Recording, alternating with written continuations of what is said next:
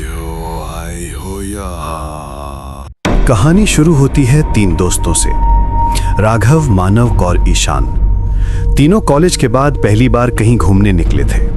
राघव हमेशा कहता था, भाई जिंदगी में थोड़ा एडवेंचर जरूरी है, वरना यादें क्या बनेंगी। उनका प्लान था हिमाचल के एक छोटे से गांव मलाना घाटी में वीकेंड बिताने का। वो जगह बहुत कम लोग जानते थे। इंटरनेट पर भी बस 2-3 फोटोज मिली थीं। एक झील, घने देवदार के पेड़ और उनके बीच एक पुराना सरियाना गेस्ट हाउस।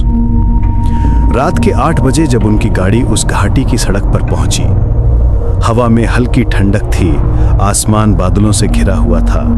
पहाड़ी रास्ते पर एक पुरानी सफेद एसयूवी धीरे धीरे ऊपर चढ़ रही थी। हेडलाइट की रोशनी कोहरे को चीरते हुए मुश्किल से कुछ फीट तक ही दिख रही थी। सड़क संकरी थी, एक तरफ खाई, दूसरी तरफ घना जंगल। गाड़ी के अंदर 3 दोस्त थे।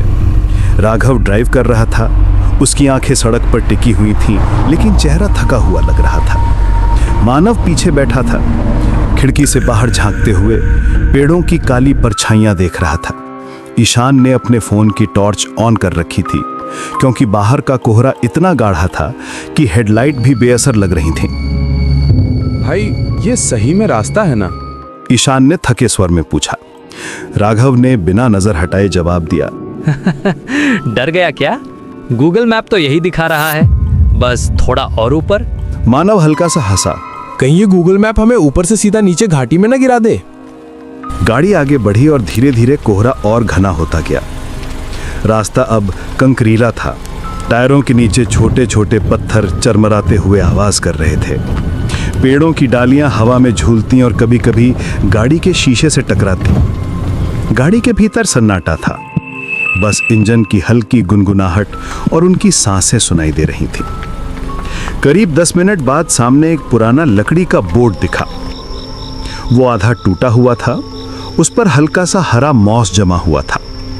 बोर्ड पर लिखा था, Sariyana guest house, welcome to peace. लेकिन पीस शब्द पर किसी ने गाढ़े लाल रंग से क्रॉस का निशान बना दिया। राघव ने धीरे से कहा, लगता है यही है। ईशान ने माथे पर शिकन डाली। अरे भाई, ये पीस तो किसी ने पीसेस बना दिया है। मानव ने हंसने की कोशिश की, पर उसके चेहरे से झलक रहा था कि वो सहज नहीं है।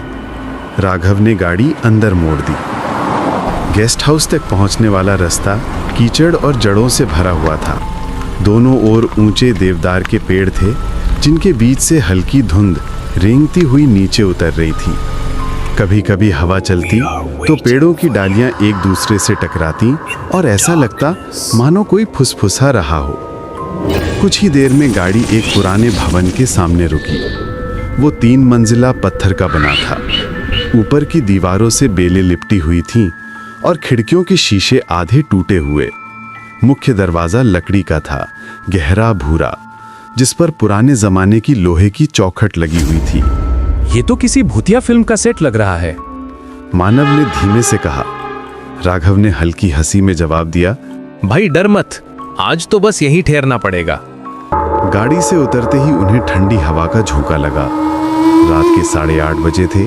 आसमान में चांद बादलों में छिपा हुआ था और चारों तरफ एक ऐसी शांति थी जिसमें हर आवाज गूंज जाती थी। राघव ने दरवाजे पर दस्तक दी। अंदर से कोई हलचल हुई। दरवाजा धीरे धीरे खुला और सामने आया एक बूढ़ा चौकीदार। उसके बाल सफेद थे, आंखें धसी हुई और चेहरे पर एक गहरी झुर्रियों की लकीर। वो बिना कुछ बोले कुछ सेकंड तक तीनों को घूरता रहा, फिर भारी आवाज में बोला, 3 कमरे खाली हैं, मगर ऊपर वाला मत लेना। राघव ने मुस्कुराते हुए पूछा, क्यों बाबा, ऊपर क्या है? भूत है क्या? बूढ़ा धीरे से बोला, जो ऊपर गया वो नीचे नहीं आया। एक पल के लिए माहौल ठंडा पड़ गया। ईशान ने घबराकर कहा, हम नीचे ही ले लेते हैं।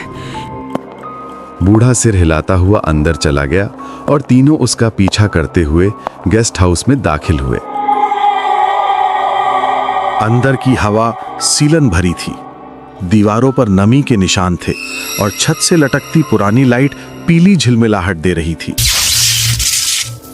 सीढ़ियां लकड़ी की थीं और हर कदम पर हल्की आवाज देती। फर्श पर पुराने गलीचे बिछे थे जिनसे हल्की सड़ी सी गंध आ रही थी। तीनों को नीचे वाले 2 कमरे मिले। राघव ने हंसते हुए कहा, यार अगर ऊपर कुछ है भी तो उसे डिस्टर्ब क्यों करें? मानव ने कहा, भूत नहीं, ह्यूमिडिटी ज्यादा है यहाँ। उन्होंने अपना सामान खोला, गैस स्टोव निकाला और थोड़ा खाने का सामान टेबल पर रख दिया।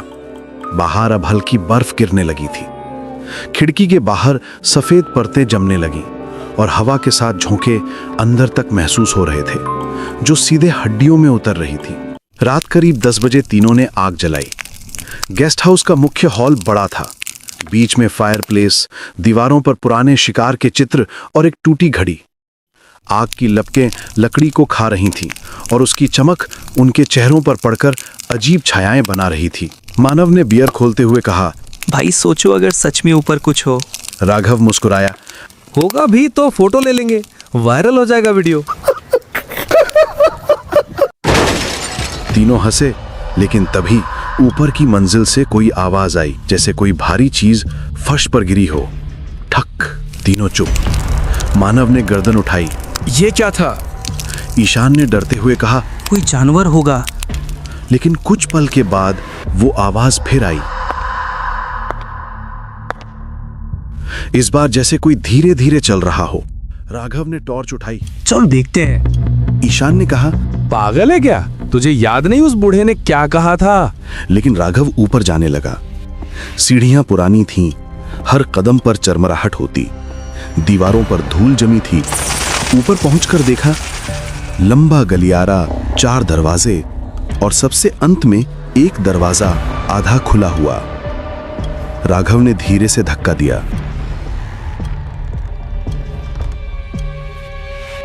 कमरा अंधेरे में डूबा हुआ था।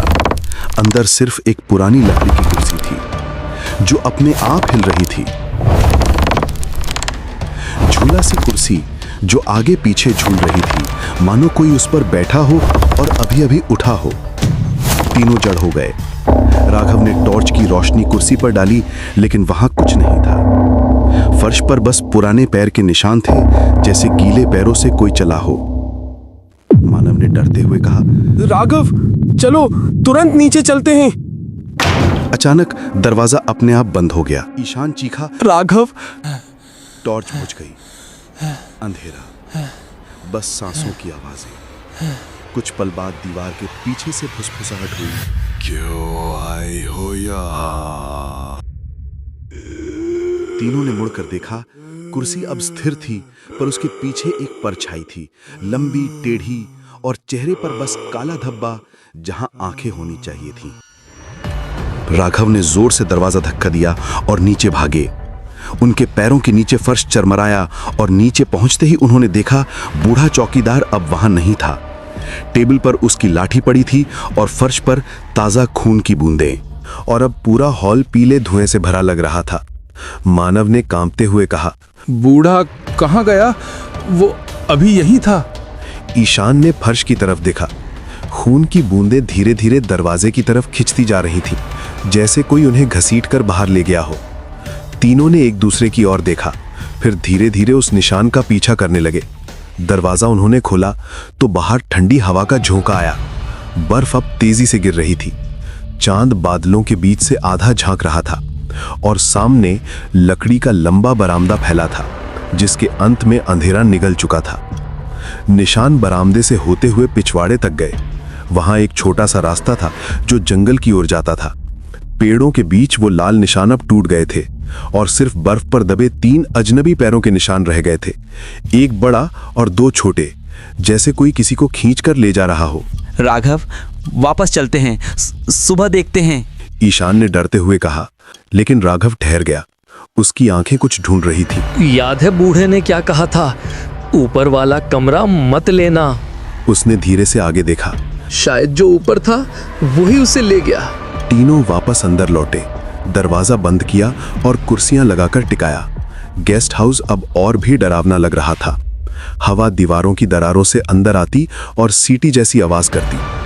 तीनों आग के पास बैठ गए। बाहर बर्फ का तूफान बढ़ गया था।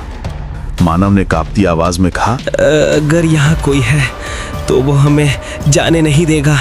ईशान ने आंखें बंद की, तू चुप कर, सुबह तक सब ठीक हो जाएगा। लेकिन तभी ऊपर की मंजिल से फिर वही आवाज आई। इस बार कदमों की नहीं, जैसे कोई जमीन पर कुछ घसीट रहा हो। राघव ने धीरे से कहा, अब की बार अगर ऊपर कुछ है तो हमें पता लगाना ही होगा। ईशान चिल्लाया, क्या पागल हो गया तू? पर राघव ने टॉर्च उठाई, धीरे धीरे सीढ़ियों की ओर बढ़ गया। मानव ने उसका हाथ पकड़ा, भाई अकेला मत जा। तीनों साथ ऊपर गए। ऊपर अंधेरा था, बस टॉर्च की रोशनी दीवारों पर घूम रही थी। हर दीवार पर अजीब से निशान थे। किसी ने नाखूनों से खरोचा था, कुछ जगहों पर पुराने खून के धब्बे थे। कमरा अब भी खुला था, वही झूलती कुर्सी बीच में रखी थी, पर इस बार उसके सामने एक आईना था, धुंधला पुराना, जिसकी सतह पर अंगुलियों के निशान बने राघव हुए थे। पास गया। आईने में उसने खुद को देखा, पर उसके पीछे 3 परछाइयां थीं, एक ईशान और दूसरी मानव की, कोई तीसरा। वो झटके से पीछे मुड़ा, पर वहां कोई नहीं था। ईशान और मानव दरवाजे के पास ही थे। क्या हुआ? मानव ने पूछा। राघव बस घूरता रहा। अभी यहाँ कोई था। अचानक कमरे की लाइट टिमटिमाई। दीवारों पर बनी दरारें फैलने लगी। आईना अपने आप कांपने लगा और फिर उसके बीच से एक हाथ निकला। लंबी उंगलियां, सड़ी त्वचा और उसके नाखूनों के नीचे खून जमा था। तीनों चीख पड़े। राघव ने पीछे हटते हुए टॉर्च फेंक दी, जो फर्श पर गिरकर घूमी और रोशनी सीधी दीवार पर पड़ी। वहां अब बूढ़ा चौकीदार खड़ा था, लेकिन उसका चेहरा मानो जला हुआ था। वो बोला नहीं, बस उंगली से नीचे की ओर इशारा किया, फिर धीरे धीरे पीछे हटता गया और अंधेरे में गायब हो गया। तीनों नीचे भागे, दरवाजा खोलने की कोशिश की, पर वो हिला नहीं। मानव ने पूरी ताकत लगाई, फिर भी बंद। ईशान ने पीछे देखा, सीढ़ियों के ऊपर से कोई उतर रहा था, धीरे धीरे, कदम दर कदम। ईशान चिल्लाया, कौन है वहां? और ऊपर से वही आवाज आई, वो जो तुम तीनों के साथ है। तीनों ने पीछे मुड़कर देखा। वो इंसान नहीं था, वो वही परछाई थी जो आईने में दिखी थी। चेहरा बिना आंखों के और शरीर जैसे धुएं से बना हो। वो उतरते हुए रुक रुक कर झुकता था, जैसे किसी टूटी हड्डी वाला चल रहा हो। राघव ने पास की लकड़ी उठाई, आग में डुबोकर जलाया और सीढ़ियों की ओर फेंक दिया। लपटें उठी, पर वो परछाई लपटों से नहीं चली, बल्कि और नजदीक आ गई। अब वो फर्श के पास थी और उसका चेहरा साफ दिखा। वो बूढ़ा चौकीदार ही था, लेकिन उसकी आंखों से धुआं निकल रहा था। उसने बस एक शब्द कहा, ऊपर मेरी लाश। राघव ने पीछे मुड़कर देखा, सीढ़ियों के बगल में दीवार फटी हुई थी और उस फटी जगह से एक पुरानी रस्सी लटक रही थी, जिसके नीचे एक हड्डियों का ढेर पड़ा था। ईशान ने कांपते हुए कहा, वो ये वही है। कमरे में हवा भारी हो गई। दीवारों पर बने निशान चमकने लगे। हर तस्वीर, हर खिड़की हिलने लगी। बर्फ का तूफान अब अंदर तक आ गया था। तीनों भागे। उसी वक्त गेस्ट हाउस के अंदर से म्यूजिक बजने लगा, एक पुराना रेडियो जिसकी सुई अपने आप घूम रही थी, और आवाज आई, आज फिर कोई आया है, फिर कोई नहीं जाएगा। पीछे दरवाजा खुला। राघव ने देखा कि दरवाजे के पास एक मिट्टी का तेल से भरा हुआ डब्बा था। उसने उस डब्बे को उठाया और कमरे में फेंक दिया। मानव चिल्लाया, जला दो इसे, सब खत्म। राघव ने माचिस निकाला और जलाकर फेंक दिया। आग भड़क उठी, गेस्ट हाउस जलने लगा। तीनों बाहर भागे, लेकिन तभी ईशान अचानक से वहीं पर रुक गया। उसकी आंखें खोखली थीं, चेहरा अजीब सा था। वो बोला, तुम दोनों जाओ, मैं तो यहीं रहता हूं। और वो धीरे धीरे पलटा। उसके चेहरे पर वही परछाई थी जो उन्होंने ऊपर देखी थी। राघव और मानव ने भागते हुए पीछे पलटकर देखा। गेस्ट हाउस राख में बदल गया, लेकिन खिड़की से वो काला साया झांक रहा था। सूरज निकला और गांव के कुछ लोग वहां पहुंचे। उन्हें बस राख मिली और 2 घायल लड़के, राघव और मानव। पुलिस ने रिपोर्ट में लिखा, तीसरा लड़का गायब है, शायद आग में झुलस गया। लेकिन जब राघव होश में आया तो उसने कहा वो अब भी वहीं है, ऊपर वाले कमरे में, और वो हम तीनों में से एक था। 2 साल बाद कोई और ट्रैवलर उस घाटी में पहुंचा। उसे वहां एक नया बोर्ड दिखा, सरियाना हाउस, रूम्स अवेलेबल, और नीचे लाल रंग में लिखा था,